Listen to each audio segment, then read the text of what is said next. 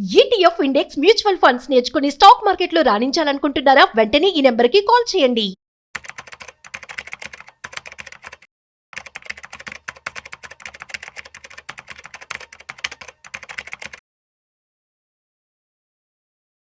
నమస్తే సార్. నమస్తే అండి. సార్, ప్రజెంట్ సిచ్యువేషన్ తీసుకున్నామంటే స్టాక్ మార్కెట్లో కానీ మార్కెట్లో ట్రంప్ ప్రభావం చాలా ఉందనేసి అంటున్నారు.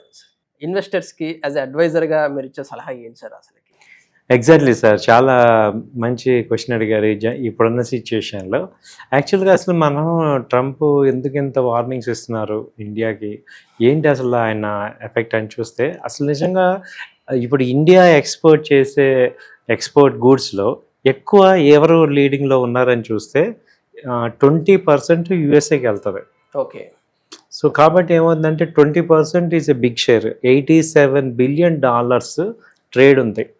సో టోటల్గా అటు ఇటు చూసుకుంటే $150 బిలియన్ వ్యాపారం ఇండియా యుఎస్ మధ్య ఉంది. యాక్చువల్గా అయితే ఒక ట్రస్టెడ్ ఫ్రెండ్ యుఎస్. అవును సార్. అయితే ఆయన ఏంటంటే యాక్చువల్గా ఆయన ఇంటెన్షన్ 25% టారిఫ్ వేసి దాన్ని ఒక 10% తగ్గించి 15%కి సెటిల్ చేద్దాం. ప్రజెంట్ ఇప్పుడు 5% ఉంది, దాన్ని ఒక 10% రేట్ చేసుకుంటే మ్యాటర్ క్లియర్ అయిపోయేది. ఓకే. అయితే ఆయనకి ఏంటంటే మేజర్గా ఈ ఉక్రెయిన్ వార్ ఆపాలనేది మేజర్ పాయింట్ పెట్టుకున్నారు ఆయన. దాంతో ఏమైంది, ఉక్రెయిన్కి మనకి రష్యా దగ్గర నుంచి ఆయిల్ కొంటున్నాం. అంతకుముందు మనని కొనమనే వీళ్ళు సపోర్ట్ చేశారు. ఇప్పుడు ఏంటంటే ఆయిల్ ఆపేయటం వల్ల రష్యాకి మనీ ఇచ్చేది ఆయిల్ నుంచి వస్తుంది కాబట్టి ఎప్పుడైతే రష్యాని ఆపాలి, ఆయన బయలాటరల్ టాక్స్కి రావట్లే పుతిన్ గారు కానీ రష్యా వాళ్ళు. సో వాళ్ళని ప్రెషర్ చేయడానికి ఈయన బ్రిక్ కంట్రీస్ మీద థ్రెట్ వేస్తున్నారు. ఓకే. బ్రిక్ కంట్రీస్లో మొన్న చైనా మీద వేశారు, తర్వాత ఈ అన్ని మెయిన్ ఈ బ్రిక్ చైనా కానీ బ్రెజిల్ మీద 50% అలా వేస్తున్నారు. సో ఆయన ఏంటంటే థ్రెట్ చేసి బై ఫోర్స్ ఒక నెగోషియేటింగ్ టేబుల్కి తీసుకొద్దామని చూస్తున్నారు.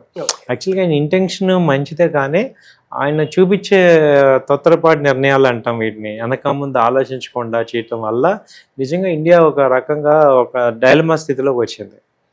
సో ఇది యాక్చువల్గా జరుగుతుంది. ఇది 50% వేస్తారంటే వేస్తే ఎక్కువ నష్టపోయేది అమెరికా కూడా నష్టపోద్ది. ఎందుకంటే ఇండియా నుంచి జనరిక్ ఫార్మాసిటికల్స్ అన్నీ కూడా అమెరికాకి వెళ్తాయి. సో అక్కడ ఏమవుతుందంటే జనరిక్లో ఓల్డ్ మొత్తం మనని బీట్ చేసేవాళ్ళు లేరు.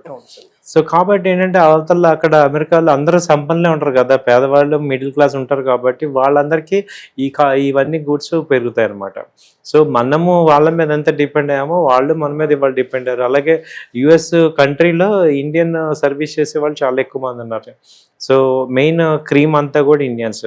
సో ఇదేమవుతుందంటే స్లోగా ఇంకొక యాంగిల్లో కూడా చూస్తే ఇప్పుడు ఇండియా వచ్చి 3rd లార్జెస్ట్ ఎకానమీకి వచ్చింది. అసలు ఇది నిజమేనా లేకపోతే ఊరికే నార్మల్గా వచ్చిందా, ఒరిజినల్గా ఇండియాకి కెపాసిటీతో వచ్చిందా అనేది కూడా చాలా మందికి డౌట్ ఉంది.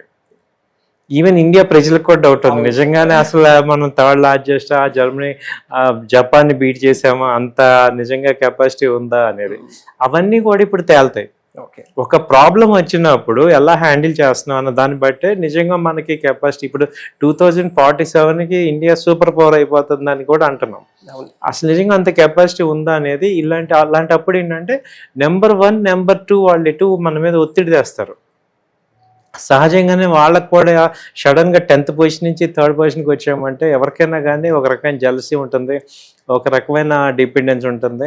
సో వాళ్ళు ఇవన్నీ కూడా ఈ రూపంలో కాకపోయినా ఇంకో రూపంలో ఈ నెక్స్ట్ 3-4 ఇయర్స్ ఒక స్ట్రగుల్ అయితే ఉంది.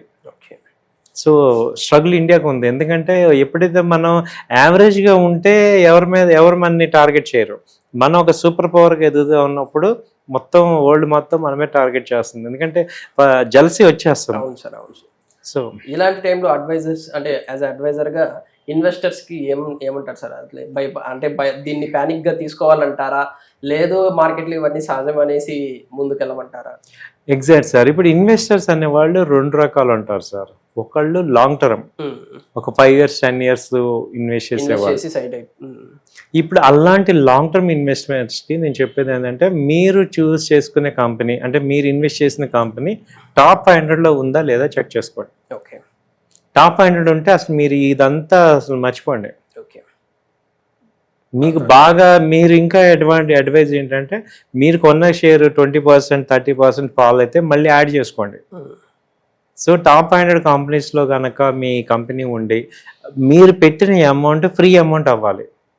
అంటే మీరు అప్పులు చేసి పెట్టుకోకుండా మీరు ఫ్రీ అమౌంట్ పెట్టుకుంటే మీకు ఉన్న కంపెనీ టాప్ 100 అయితే మీరు మార్కెట్ తగ్గితే అడ్వాంటేజ్ తీసుకోండి. మీరు అసలు దీని గురించి అసలు ఆలోచించాల్సిన అవసరం లేదు. ఓకే. లేదు, రెండోది ఏంటంటే ట్రాప్డ్ ఇన్వెస్టర్స్ అంటాం.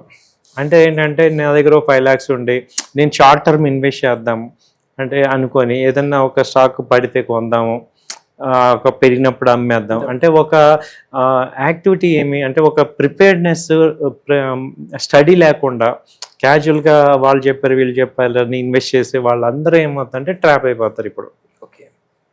సో అంటే వాంటెడ్గా నేను ఈ కంపెనీని ఒక 5 ఏళ్ళు ఉంచుకుందాం అని కాకుండా ఒక వారం రోజులు, ఒక 10 రోజులు ఉంచుకొని లేకపోతే 4 రోజులు ఉంచుకొని కొంచెం బెనిఫిట్ అయితే పెద్దాం అనుకున్న వాళ్ళందరికీ ఏంటంటే వాళ్ళకి నేను చెప్పేది ఏంటంటే సేమ్ మీ మనీ కనుక బారోడ్ మనీ కనుక అయితే మీరు ఎంటీఎఫ్ మార్జిన్ ఫండింగ్ తీసుకుంటున్నారు అన్నప్పుడు మీరు అర్జెంట్గా ఏం చేయాలంటే అదంతా కట్ చేసుకోండి. సో ఇప్పుడు ఎప్పుడైతే నిఫ్టీ ఇప్పుడు కనుక 24,400 300 కనుక బ్రేక్ అయ్యి క్లోజ్ అయినా బ్యాంక్ నిఫ్టీ మళ్ళీ 55,000 కట్ అయిందంటే అప్పుడు ఏంటంటే ఇంకా డేంజర్ కనపడుతుందని. కాబట్టి మీరేం చేయాలంటే మీ ఇన్వెస్ట్మెంట్లో ఈ ఎంటీఎఫ్ అంతా పోర్షన్ తీసేయండి. అలాగే మీ బారోడ్ స్ట్రెంగ్త్ ఏదైతే ఉందో ఇప్పుడు నేను ఒక 5 lakhs ఉన్నాయి వాళ్ళకి కట్టాలి వీళ్ళకి కట్టాలి లేకుండా ఒక 3 months నుంచి 6 months వరకు నేను ఇన్వెస్ట్ చేయగలను పర్వాలేదు అనుకుంటే హోల్డ్ చేసుకోండి. చేసుకొని నిఫ్టీ పుట్ ఆప్షన్స్ కొనుక్కోండి. ఓకే. అంటే క్యాపిటల్ ప్రొటెక్ట్ చేసుకోండి. అదే అలా చేసుకోవాలి. అయితే ట్రంప్ ప్రభావం అయితే చాలానే ఉందంటారు సార్? ఇప్పుడే స్టార్ట్ అయింది. దీన్ని ఇండియా ఎలా ఎదుర్కొంటుంది ఏంటి అనేది ఉంది. ఇప్పుడు ఈ నెక్స్ట్ 3-4 months దాకా ఎఫెక్ట్ ఉంటుంది. మళ్ళీ ఇక్కడ ఏమవుతుందంటే రష్యా పుతిన్ ఇండియా వస్తా అంటున్నారు, అది ఆయనకి ఇంకా మింగుడు పడదు. మనకేంటంటే ఇప్పటిదాకా మనం ఇద్దరితో ఫ్రెండ్షిప్ చేసాం, అటు యుఎస్తోనూ ఇటు యుఎస్ఎస్ఆర్తో రష్యాతో కూడా చేసాం. ఇప్పుడు ఏంటంటే ఒక క్లియర్గా మన విజన్ ఏంటనేది ఎవరితో ఉంటున్నాం ఎవరితో ఎక్కువ ఉంటున్నాం అలాగే మనం ఎవరికి కావాలి సో అనేది వాళ్ళ క్లారిటీ వచ్చే టైం వచ్చింది. ఓకే. సో అదంతా కూడా తేలుతుంది. Thank you sir. Thank you అండి. నమస్తే.